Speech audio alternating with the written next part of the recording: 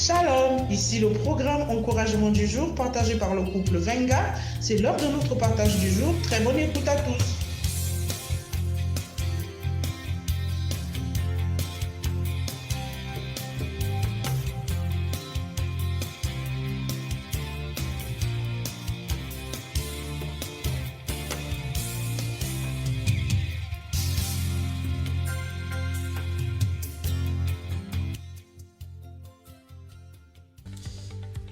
Excellences, mesdames et messieurs, shalom. Vous êtes donc à l'écoute du programme Encouragement du jour et ce matin, nous voulons ici nous appuyer sur un élément très essentiel pour apporter un conseil. Le partage de ce matin est à l'image d'un conseil. Ulrich Venga avec vous. L'image d'un conseil. Et ce matin, notre thème ici c'est l'onction et l'humilité. Ou encore l'humilité est la colonne de l'onction. Écoutez, l'onction sans humilité, ça n'existe pas, ça ne vient pas de Dieu. Dans l'audio précédent, lorsque nous avions parlé de David dans le livre d'un Samuel 16, verset 10 à 13, qui a été oint roi. Mais après avoir été oint roi, il est revenu garder les moutons. Et là, nous avions dit que l'onction, en fait, ne fait pas sauter ses classes militaires. Non, l'onction ne fait pas sauter les classes militaires. Bien au contraire, l'onction vous impose le rythme de Dieu. L'onction sur vous, c'est la vie de Dieu, c'est la force, c'est la capacité, c'est le caractère de Dieu en vous, c'est votre manière d'agir. L'onction de Dieu sur vous, c'est la manière de Dieu de fonctionner. Et donc l'onction fait que Dieu soit méchant pour vous. L'onction sur vous amène même Dieu à vous frapper. C'est-à-dire que quand vous recevez l'onction, dès que vous êtes au point, lisez la Bible et vous verrez. L'onction pousse Dieu à vous taper. Je prends un exemple. Quand vous recevez l'onction par exemple, et que vous vivez encore dans des choses pas bien, Dieu vous frappe. Pourquoi? Parce que Dieu, l'onction qui est sur vous, ne vous permet pas en fait de faire désormais certaines choses. C'est-à-dire que quand l'onction vient sur vous, il y a des choses que vous ne pouvez plus faire qui sont contraires à l'onction. Du coup, l'onction pousse Dieu à vous frapper. L'onction pousse Dieu à vous taper. L'onction pousse Dieu à s'acharner sur vous. Vous comprenez? Donc, quand l'onction est sur vous, l'onction exige une capacité, un vêtement. C'est-à-dire un revêtement, et ce revêtement-là, c'est l'humilité. C'est l'humilité. L'onction exige l'humilité. Voyez-vous, en fait, quand vous refusez par exemple de fonctionner à la manière de Dieu, je disais que Dieu, imaginez-vous un jour, le pasteur vous demande que désormais vous êtes responsable de WC. Vous dites non pasteur, j'ai l'onction sur moi, c'est pas possible. Je ne peux pas être responsable de WC, c'est pas possible. Pourquoi? Parce que vous regardez à votre onction et du coup, vous dites, vous pasteur, je quitte votre ministère. Vraiment, cette partie, je voudrais ici vivement conseiller la nouvelle génération. Et tous ceux qui sont appelés à des grandes responsabilités. Écoutez vivement ceci. Ne faites jamais l'erreur là. Ne commettez jamais l'erreur. C'est l'erreur qu'il ne faut jamais commettre de ne pas obéir. Quand Dieu a établi devant vous, Dieu pour vous élever place souvent devant vous. Pas souvent, il place toujours. Il vous met d'abord sous la tutelle de quelqu'un afin de vous permettre d'apprendre. Dieu, avant de vous élever, vous place d'abord sous la tutelle de quelqu'un afin de vous permettre d'apprendre certaines choses. Parce que si vous refusez, en fait, partout où vous irez, l'esprit d'orgueil va vous poursuivre. L'esprit d'orgueil va vous poursuivre. Vous serez toujours poursuivi par l'esprit d'orgueil. Toujours poursuivi. Regardez, je vais dire ceci à la jeunesse. Écoutez, en fait, vous devez comprendre que les leaders aiment les gens de caractère. Un leader, c'est quelqu'un qui aime les gens de caractère. Les personnes qui sont humbles en fait. Ils n'aiment pas ceux qui murmurent. Le pasteur lui-même, c'est-à-dire que lui, il ne veut, c'est-à-dire que quand tu es un pasteur, quand tu veux travailler sous la tutelle des normes de Dieu, le pasteur ne peut pas accepter que tu sois orgueilleux. C'est pas possible. Je prends un exemple. Si le pasteur vous dit par exemple de garder sa porte, vous êtes membre du conseil, vous avez l'onction, vous avez une forte onction sur vous. Et là, le pasteur vous dit, à partir d'aujourd'hui, c'est toi qui dois garder ma porte. Je vous dis, ne murmurez pas. Vous comprenez? Ne murmurez pas. Il y a des personnes qui ont failli dans leur classe militaire. Ils ont failli à l'université de l'élévation. Ils ont failli. Et à l'université de l'élévation, il y a plusieurs choses auxquelles vous devriez vraiment passer. Il y a des choses que vous devriez apprendre. Il y a plusieurs tests. C'est pourquoi faites attention. Je m'adresse à la nouvelle génération, faites attention. Le pasteur vous dit de garder la porte. Gardez la porte. Vous ne savez pas pourquoi il vous demande de faire ça. Vous avez des capacités, vous savez prêcher, mais il ne vous fait pas prêcher. Il vous envoie ailleurs. Il vous envoie ailleurs. Il dit ton travail c'est de soulever mes clés, c'est de soulever mon sac. Mais au fond de toi, tu es là, tu dis machin, non, je ne peux pas faire ça. Non, ne faites jamais ça. Je dis, l'université de Dieu rassemble les classes de Dieu. Et dans les classes de Dieu, Dieu a mandaté les professeurs qu'il faut pour pouvoir vous former. C'est pourquoi celui qui est par exemple appelé à la médecine, bien que vous êtes dans une même université, bien que vous êtes, si tu es docteur, Dieu a appelé, tu es appelé dans le domaine de la médecine, mais à la médecine, il y a plusieurs branches. Même si tu es docteur, vous n'êtes pas appelé à faire les mêmes classes que les autres. C'est-à-dire que tu n'es pas appelé à faire les mêmes classes que les autres. Il y a les ophtalmologues, il y a les pédiatres, il y a les dentistes. Donc tes classes ne sont pas naturellement les mêmes classes que les autres. Parfois vous pouvez commencer ensemble, mais à un moment donné on t'isole. C'est-à-dire que Dieu va te traiter maintenant de manière disciplinaire. Dieu va maintenant te traiter de manière spécifique en fonction de ce qu'il y a sur toi. Dieu te traitera en fonction de ce qu'il y a sur toi. Écoute le conseil, frère. Toi qui as du potentiel, écoute ce conseil. Dieu ne te formera pas toujours de la même manière que les autres. Vous n'êtes pas pareil. Tu es appelé à un niveau. Tu as ta destinée. Donc, ne te vois pas toujours comme les autres. Tu es différent.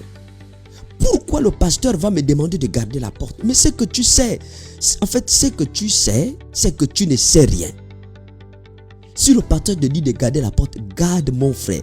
Garde la porte. Oh, garde la porte. Garde la porte. Je vais te dire quelque chose. Regarde, quand le pasteur te demande de garder la porte, regarde ce qui se passe. Quand le pasteur rentre, par la porte, le pasteur rentre. Par la porte, il sort. Autrement dit, tu es le premier à rentrer en contact avec son onction. Tu m'entends? C'est-à-dire que tu gardes la porte, tu deviens le premier à rentrer en contact avec son onction. Il rentre, c'est toi qui touches son onction. Il va prier là-bas dedans. Imagine-toi, il rentre, il prie pendant 1 heure, 2 heures. Quand il sort, c'est toi qui es là, mon frère, c'est toi qui prends ça. En fait, c'est toi qui prends ça. C'est-à-dire qu'avant qu'il n'aille prêcher, tu as déjà pris. Frère, écoute, il y a des personnes qui ne comprennent pas. La nouvelle génération, elle est trop... Il faut comprendre les méthodes de Dieu.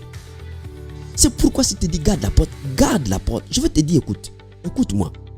Le gardien de la porte du roi, ce n'est pas n'importe qui. En fait, c'est quelqu'un de confiance. Le gardien de la porte du roi, c'est quelqu'un de confiance.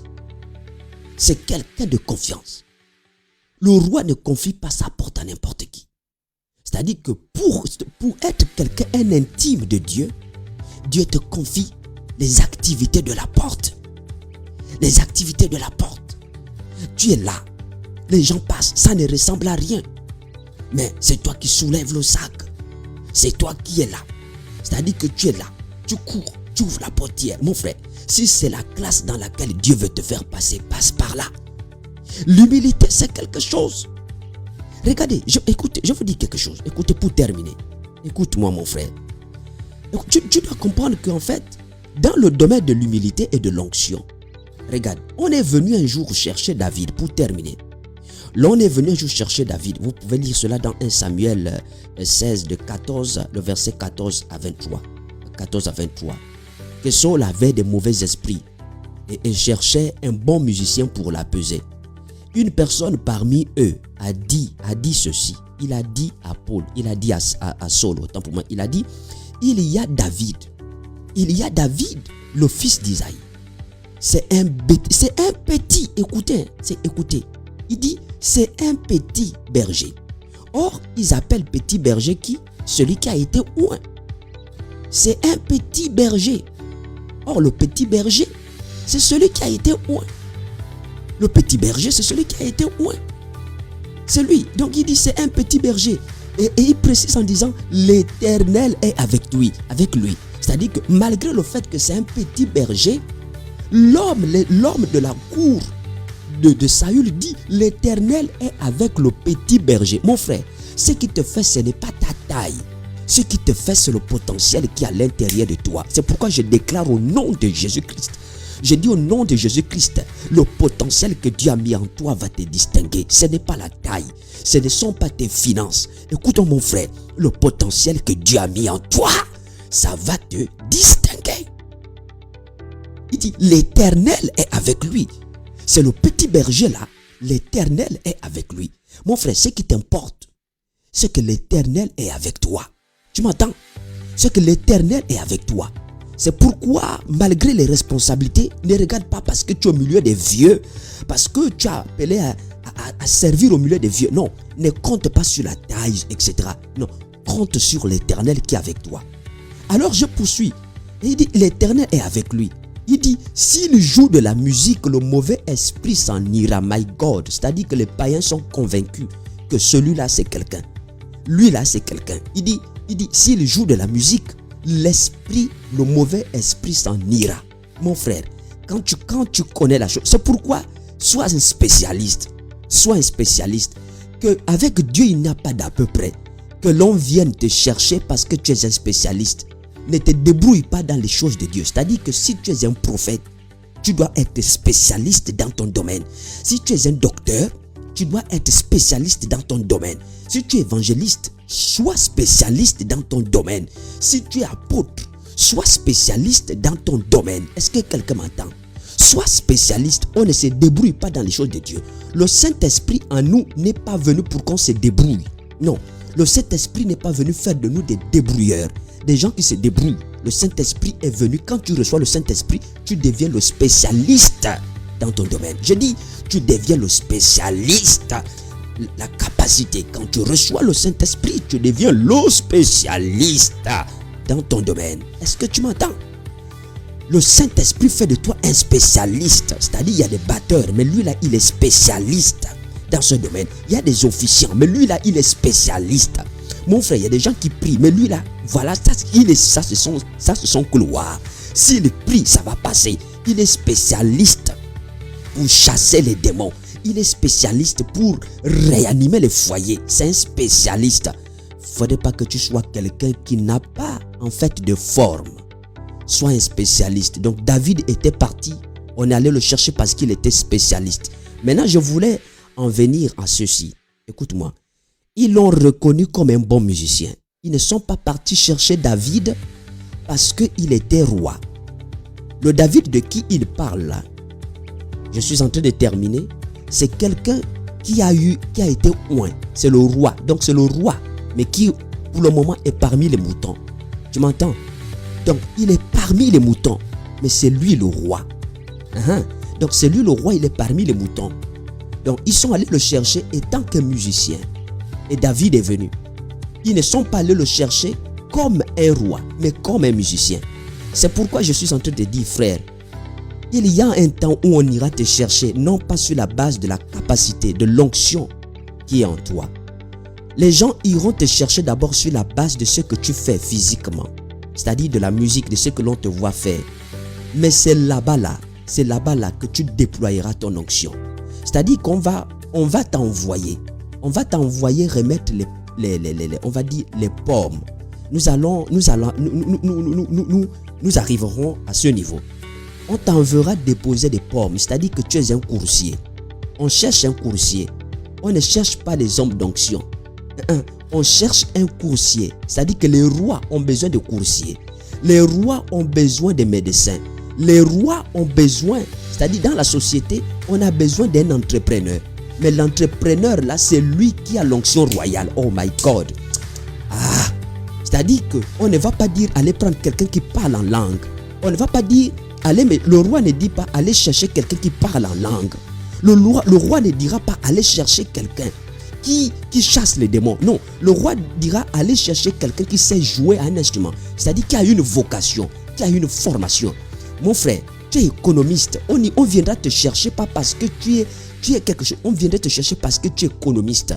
On viendra te chercher. Mais c'est parce que tu rentres en tant qu'économiste que tu vas déployer l'onction royale. Mon frère, tu m'entends? L'onction royale va se servir de l'opportunité pour pouvoir s'exprimer. On envoie David remettre la nourriture. C'est quand il part remettre la nourriture. C'est-à-dire qu'il part étant que coursier. Il va étant que coursier pour aller remettre la nourriture à ses frères. Mais quand il part, l'onction royale, c'est-à-dire que voit devant lui quelqu'un. C'est-à-dire que pendant qu'on t'isole, en fait, calme-toi papa, calme-toi. Il y a un temps. Il y a un temps. Ne néglige pas les petites choses qu'on te demande de faire pour le moment. Ce sont ces petites choses-là qui te mettent sous la voie qui va t'amener à battre Goliath. Tu m'entends?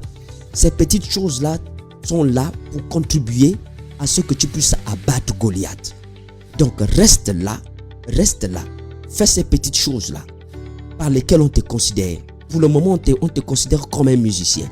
Pour le moment, on te considère comme un chanteur. Pour le moment, on te considère comme, on va dire, comme un économiste, comme un technicien, comme un électricien. C'est pas grave. C'est pas grave. Mais sur toi, il y a l'onction royale. Tu comprends? Et tu finiras par être roi. Je dis, si l'onction royale repose sur toi, tu finiras par être roi. Je déclare donc, n'oubliez jamais que, en fait, l'orgueil précède la chute et l'humilité précède la gloire. Ne l'oubliez jamais. Quand on est venu chercher David étant qu'un musicien, il n'a pas dit « Oh, qui c'est? Vous me voyez là? Non, moi je suis roi. » Il n'a pas dit ça. David n'a pas dit « Non, je suis roi. » C'est pas ce qu'il a dit. Mais il a accepté qu'on l'appelle pour le moment musicien. Il est parti comme étant un musicien. Mon frère, accepte d'abord qu'on t'appelle technicien. Accepte qu'on t'appelle d'abord ménagère. Accepte pour le moment. Accepte. Si la volonté de Dieu c'est de te faire passer par la classe de l'humilité, accepte. Nous avons donc voulu partager avec vous cette partie sur l'onction et l'humilité vont ensemble. L'humilité c'est la colonne de l'onction. Dieu vous fera passer par ces classes lorsque vous êtes dans son université. Que Dieu vous bénisse. Soyez sages, paix et grâce à vous. Shalom, shalom.